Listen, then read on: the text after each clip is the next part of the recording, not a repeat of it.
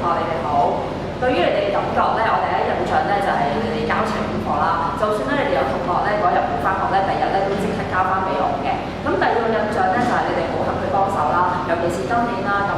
出文心彩筆啦，咁我叫你哋咧去一日之內幫我審稿咧，好多同學咧都幫手，同埋咧係做得好好，即刻交到俾我啦。你哋咧係第4屆 DSE 文憑試嘅考生啦，咁由第1屆到而家咧就冇人攞過5星星嘅中文科，咁我希望你哋今年有人攞到啦，咁就算攞唔到都唔緊要嘅，盡力而為就可以啦。最後咧，為祝賀你哋今日畢業啦，咁我準備咗咧每人1件檸檬批俾你哋嘅，咁啊請咧完咗呢一個嘅畢業禮之後咧，林世柔咧就同我搬落嚟俾大家享用。大家好啊，識嘅同學。咁作為你哋嘅數學老師咧，咁我除咗希望可以教到你數學知識之外咧，亦都希望同學能夠明白到數學裏面嘅倫理精神。咁希望大家能夠欣賞到數學咧係一個有條理啦，係有根據啦，講事實講推理，咁係能夠從多角度咧係走去睇一啲嘅事情。咁另外咧，我覺得希望能夠大家喺計數嘅時候咧，都能夠培養到你嘅耐性啦、誠實啦、講道理啦、公平公正。咁希望做咩都有商有量同埋互相尊重。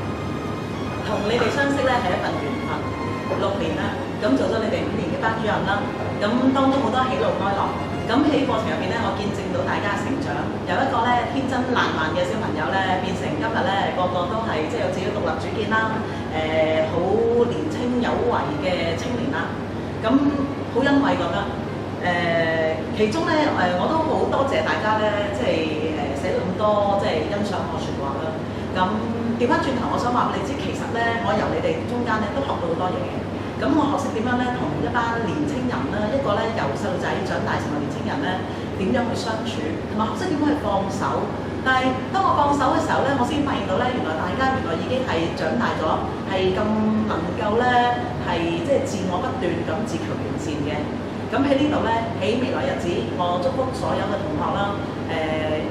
希望你哋都能夠咧喺你哋生